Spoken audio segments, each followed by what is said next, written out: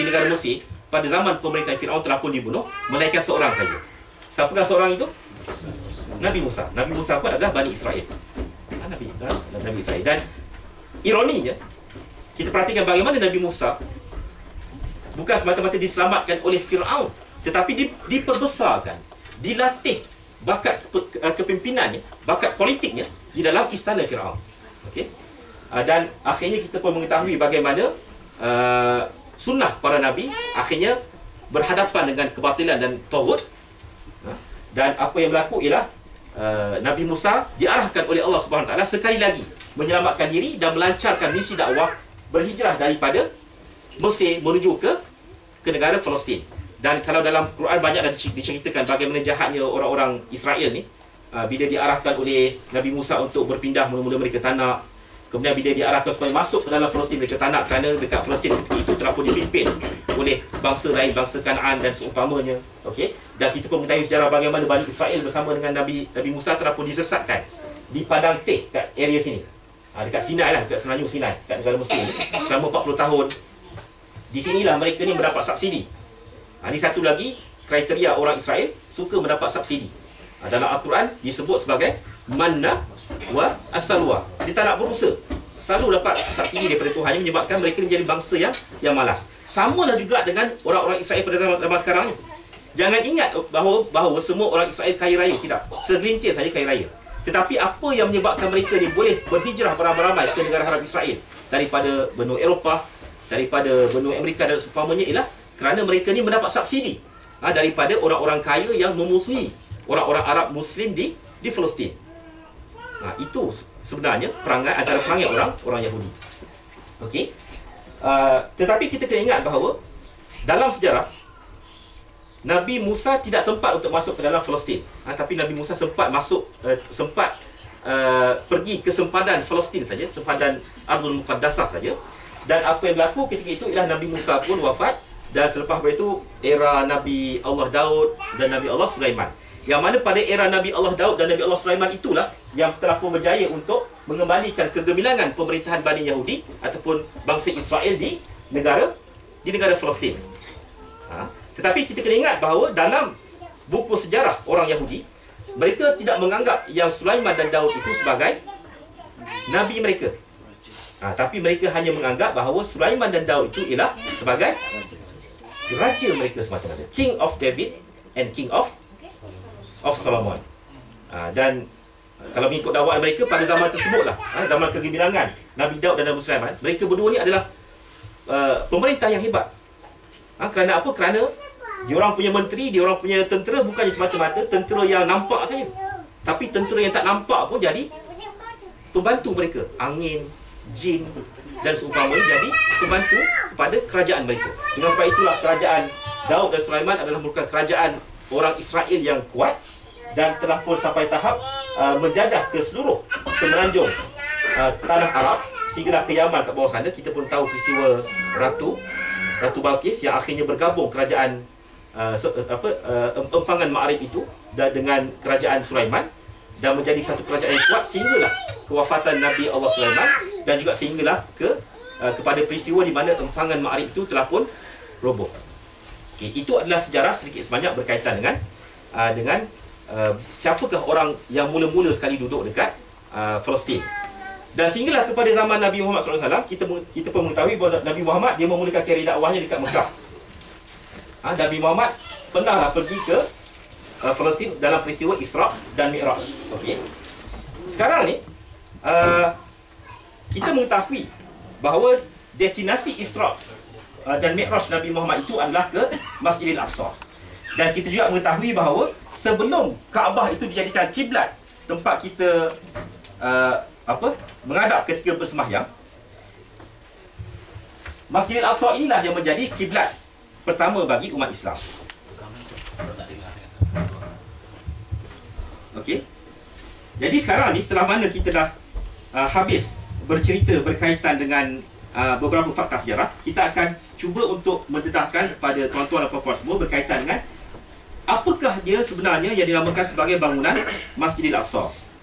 Okey. Pernah tak kita dapat email-email rantaian ataupun email spam yang menyatakan bahawa sebenarnya bangunan ini adalah bukan Al-Aqsa. Pernah tak dapat? Ada yang kata bahawa ini bangunan ini adalah bukan Al-Aqsa, ini adalah Dome of the Rock, ataupun dalam bahasa Arabnya Qubatus Sakhra, yang dikatakan bahawa ini dah ada propaganda orang Yahudi untuk mengalihkan pemusatan fokus orang Islam daripada menyelamatkan Masjid Al-Aqsa yang sebenarnya. Jadi betul ke tak betul dakwaan itu? Mereka menyatakan bahawa Al-Aqsa yang sebenarnya adalah bangunan ini, yang kubahnya color silver, ataupun color silver kebiru-biruan sikit. Okey.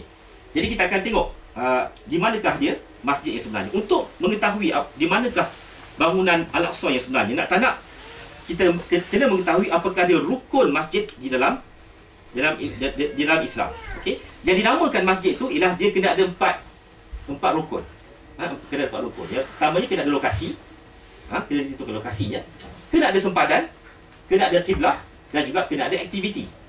Dia tak jadi satu masjid tu sebagai masjid kalau dia tak ada aktiviti. Mak kata aktivitinya hanya setakat sembahyang, kemudian dikunci masjid. Itu bukan dinamakan masjid yang sempurna. Okey. Dan kalau kita perhatikan dalam keempat-empat rukun masjid ini, tidak ada disebut bahawa masjid itu perlu berada dalam satu bangunan. Ini kena ingat. Dalam keempat-empat rukun, tidak ada disebut bahawa masjid itu perlu dibuat dalam satu bangunan. Dan kita pun mengetahui sejarah bagaimana masjid Nabi itu pada peringkat awalnya, dia tak ada bangunan. Yang ada hanyalah dinding daripada pokok tamar, pelepah tamar dan seumpamanya. Okey. Jadi apa yang saya nak dedahkan kepada sahabat-sahabat sekalian ini adalah hasil kajian kawan saya yang bernama Dr. Haitam Ar-Rutrud, yang mana buku, saya kena acknowledge beliau, yang mana bukunya boleh sahabat-sahabat beli daripada Amazon.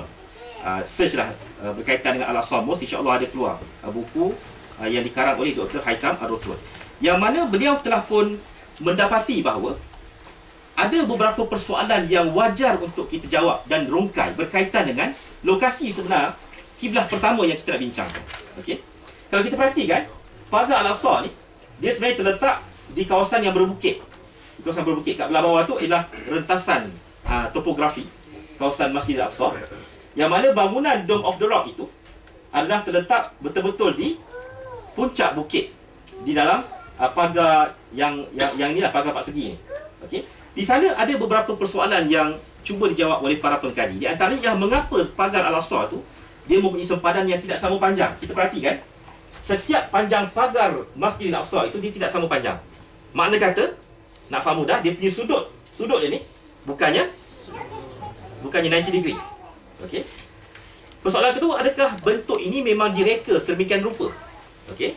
Dan adakah mereka cipta bangunan Al-Aqsa dia tidak mengetahui ukuran dengan tepat sudut dan panjang sempadan Al-Aqsa sehingga menyebabkan ianya berbentuk sedemikian rupa.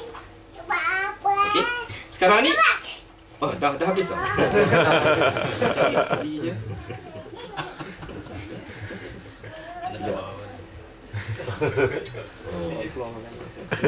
Cari soal dia. Password.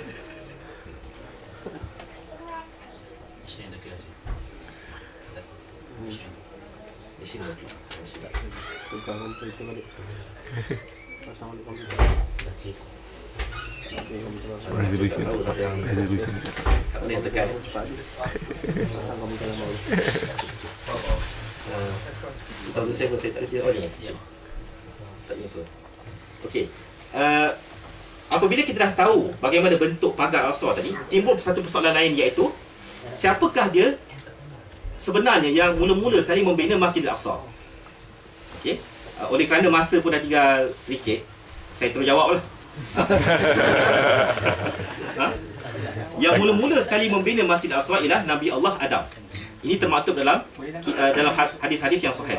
Walaupun di sana ada argument yang menyatakan yang membina Al-Aqsa dan juga Kaabah itu adalah Nabi Sulaiman. Dan ada juga ulama yang menyatakan bahawa yang membina Kaabah dan Al-Aqsa itu adalah Nabi Allah Ibrahim. Tapi yang pentingnya, sahabat-sahabat sekalian, kena ingat dalam minda bahawa orang yang membina Kaabah adalah orang yang sama dengan orang yang membina Masjid Al-Aqsa.